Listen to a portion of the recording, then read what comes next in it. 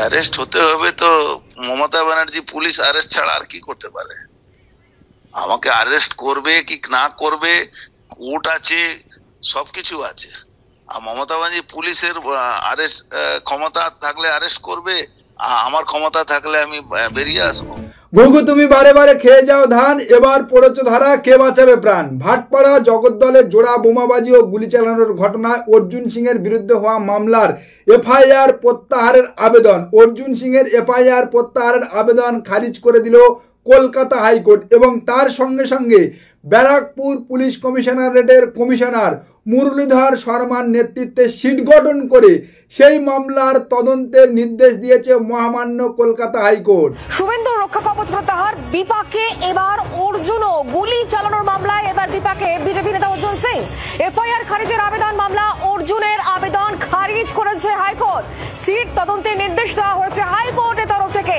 26/3/2025 জগদ্দল ও ভাটপাড়ায় জোড়া বোমাবাজির ঘটনা ঘটে এবং সেই দিন রাতে অর্জুন সিং এর বাড়ি ভাটপাড়ার মজদুর ভবনের সামনে গুলি চালানোর ঘটনা ঘটে। যে ঘটনার সময় আগ্নেয়াস্ত্র সহ অর্জুন সিং উপস্থিত ছিল নিজে। সেদিন ঠিক কি হয়েছিল তা জানতে প্রথমে বৃহস্পতিবার সকালে নোটিশ দিয়ে জগদ্দল থানায় ডাকা হয় বিজেপি নেতা অর্জুন সিংকে, কিন্তু তিনি হাজির হননি।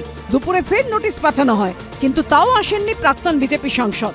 এরপর বিকেলের দিকে পুলিশ নিজেই অর্জুন সিংকে জিজ্ঞাসাবাদ করতে তার বাড়িতে পৌঁছে যায়। পুলিশ সূত্রে দাবি, বুধবার রাতে জগদ্দলে অশান্তির সময় ঘটনাস্থলে থাকার কথা স্বীকার করেছেন অর্জুন সিং। পুলিশের দাবি, প্রাক্তন বিজেপি সাংসদ জানিয়েছেন তিনি তার লাইসেন্সড আগ্নেয়াস্ত্র নিয়েই ঘটনাস্থলে গিয়েছিলেন, কিন্তু তা ব্যবহার করেননি। না, উনি বন্দুক নিয়ে গিয়েছিলেন ঠিকই, কিন্তু গুলি চালাননি, ক্যাপ ফাটাচ্ছিলেন। তা আপনি যদি গুলি না চালিয়ে থাকেন, আপনার লাইসেন্স প্রাপ্ত আগ্নেয়াস্ত্র থেকে সেই রাতে যদি গুলি না ছুঁড়ে থাকে, গুলি না চলে থাকে, তাহলে বারংবার জগদ্দল থানা, পরের দিন বারংবার জগদ্দল থানা আপনাকে ডেকে পাঠানোর পরেও আপনি হাজিরা এড়িয়েছিলেন কোন দুঃখে? আর কেবল হাজিরা এড়ানো নয়, সেই দিন রাতে আপনি ভাটপাড়া ছেড়ে কলকাতা ছেড়ে কেন পালিয়ে গিয়েছিলেন পাটনাতে? অর্জুন সিং তার আইনজীবী মারফত পুলিশকে জানিয়েছেন দলের কাজে তিনি পাটনায় রয়েছেন। আমি এখন উপস্থিত নেই, আমি একটু পার্টির কাজে অন্য জায়গা বেরিয়েছি, এই জন্য আমি পার্সোনালি উপস্থিত থাকতে পারবো। ভাবুন তাহলে, অর্জুন সিং এর মতো নেতা যে নিজের কনস্টিটিউয়েন্সিতে কদিন আগে 70,000 ভোটে হেরেছে, তাকে নাকি ভারতীয় জনতা পার্টির কাজে পাটনায় পাঠিয়েছে। এবিপি আনন্দের সাংবাদিককে তিনি সাক্ষাৎকার দিচ্ছেন পাটনায় বসে। এমনকি প্রত্যক্ষদর্শী সোমনাথ শ্যাম জানাচ্ছে যাতে করে তিনি সিসিটিভি ফুটেজে ধরা না পড়েন, অর্থাৎ তার বাড়ির চারিদিকে তো ভাটপাড়া পুলিশ সিসিটিভি ক্যামেরা লাগিয়ে রেখেছে, সেই সিসিটিভি ফুটেজে যাতে তিনি ধরা না পড়েন তার জন্য নিজের গাড়ি রেখে শুভেন্দু অধিকারীর পাঠানো গাড়িতে করে নাকি তিনি সেই রাতে পাটনায় পালিয়েছিলেন। তিনি ভয় পেয়ে কালকে শুভেন্দু অধিকারীর গাড়িতে উঠে রাতের বেলা এখান থেকে পালিয়ে গেছে। কেন? উনি পুলিশ প্রশাসন তার কাছে তার সিসিটিভির ফুটেজগুলো চেয়েছে। শুধু আমি ওখানে উপস্থিত নেই, কিন্তু আমার লয়ার মাধ্যমে আমি যে আর্মসের লাইসেন্স ব্যাপারে যেটা চেয়েছে সবটাই দেব, অসুবিধা কিছু নেই। তো আর বিনা অপরাধ করে শুভেন্দু অধিকারীর পাঠানো গাড়িতে শুভেন্দু অধিকারীর সাহচর্যে ভাটপাড়া ছেড়ে কলকাতা ছেড়ে পাটনায় পালিয়ে যাওয়ার পরে শুভেন্দু অধিকারীর পোষা এক কলকাতা হাইকোর্টের মোটা উকিল, তার নামও কি জগদ্দল না ফুটবল কি একটা হবে, সেই মোটা উকিল অর্জুন সিং এর বিরুদ্ধে এই ভাটপাড়ায় গুলি চালানোর যে এফআইআর হয়েছিল তা প্রত্যাহার করার জন্য কলকাতা হাইকোর্টে মামলা দায়ের করে এবং কলকাতা হাইকোর্টের তৎকালীন এক তল্পিবাহক বিচারপতি আপাতত অর্জুন সিংকে গ্রেপ্তার করা যাবে না বলে ফরমান জারি করে।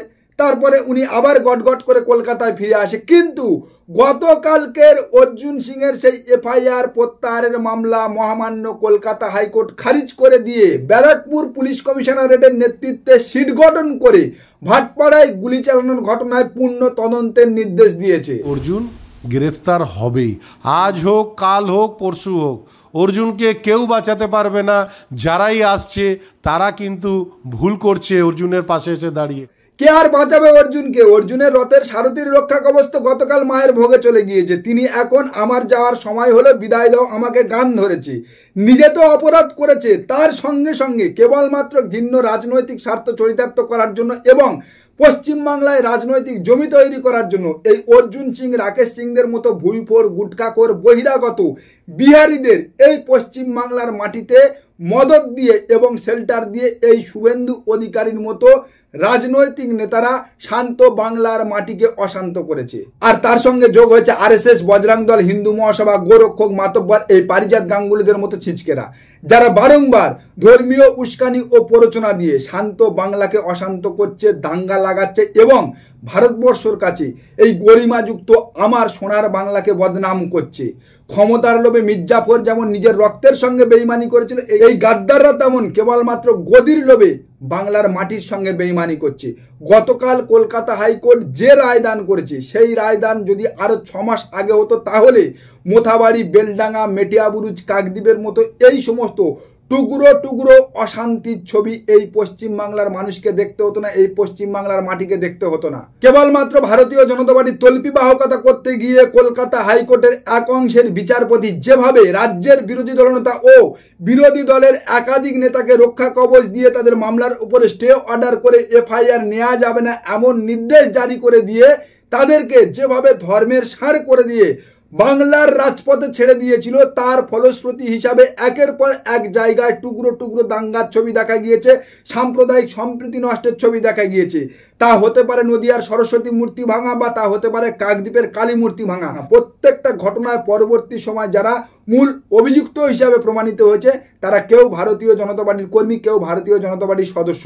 কিন্তু প্রত্যেকটা ঘটনার প্রথম থেকেই ভারতীয় জনতা পার্টি ও রাজ্যের বিরোধী দলনেতা একটা সম্প্রদায়কে পরিকল্পিতভাবে দাগিয়ে দিয়ে সেই সম্প্রদায়কে দিনের পর দিন হীনমন্যতার দিকে ঠেলে দিয়েছে। আজ দেখলাম একটা নিউজ চ্যানেল কাকদ্বীপের কালী মূর্তি ভাঙা নারায়ণ হালদারের বাবার ইন্টারভিউ নিচ্ছে এবং তিনি নারায়ণ হালদার তার পুত্র যে ভারতীয় জনতা পার্টির সঙ্গে কোনো রকম যুক্ত নয়, ঘুরিয়ে তিনি তৃণমূল কংগ্রেসের সঙ্গে তাদের যোগসূত্র সংবাদ মাধ্যমকে জানাচ্ছে। কিন্তু গতকাল থেকে সোশ্যাল মিডিয়ায় এই নারায়ণ হালদারের ভারতীয় জনতা পার্টির যুব মোর্চার মিটিংয়ে উপস্থিত থাকার স্বতঃস্ফূর্ত ছবি ঘুরে বেড়াচ্ছে। দেখুন এই ছবি, নারায়ণ হালদার ভারতীয় জনতা পার্টির যুব মোর্চার মিটিংয়ে স্বতঃস্ফূর্তভাবে উপস্থিত আছে, যা সোশ্যাল মিডিয়ায় গতকাল থেকে ঘুরে বেড়াচ্ছে। আর সেই ছবি নারায়ণ হালদারের বাবার শেখানো ভারতীয় জনতা পার্টির বুলির ওপরে বস্তা বস্তা গ্যামাক্সিন ঢেলে দিয়েছে। পশ্চিমবাংলার প্রত্যেকটা প্রান্তে, মোথাবাড়ি থেকে মেটিয়াবুরুজ, বেলডাঙ্গা থেকে কাকদ্বীপ, যে সমস্ত ঘটনাগুলো ঘটেছে তাতে হয় ভারতীয় জনতা পার্টি নয়, আরএসএস নয়, বজরং দল নয়, গোরক্ষক, মাতব্বররা জড়িত আছে। শুনলাম কেরল সরকার নাকি আরএসএস নামক ধর্মীয় উগ্র নন অর্গানাইজেশন সংগঠনকে নিষিদ্ধ ঘোষণা করেছে। কর্ণাটক সরকারও নাকি সেই পথে হাঁটার চিন্তা ভাবনা করছে। আর আমরা তো জানি আমাদের এই সোনার পশ্চিমবাংলা এক সময় ভারতবর্ষকে পথ দেখিয়েছে, দিশা দেখিয়েছে। তাই বর্তমান পশ্চিমবঙ্গ সরকারের কাছে পশ্চিমবঙ্গবাসী হিসাবে আমাদের আবেদন থাকবে, এই আরএসএস, বজরং দল, হিন্দু মহাসভার মতো উগ্র সংগঠনগুলোকে নিষিদ্ধ ঘোষণা করে বাংলার মাটিকে শান্ত রাখার যেন তারা পূর্ণ প্রয়াস নেয় কেরল, কর্ণাটকের পথে হেঁটে। নমস্কার, আজকের প্রতিবেদন এখানে শেষ করলাম। দেখা হচ্ছে আগামী কোনো প্রতিবেদনে। আমাদের প্রতিবেদন সম্পর্কে আপনাদের মতামত অবশ্যই জানান আমাদের কমেন্ট সেকশনে। সবাই ভালো থাকবেন।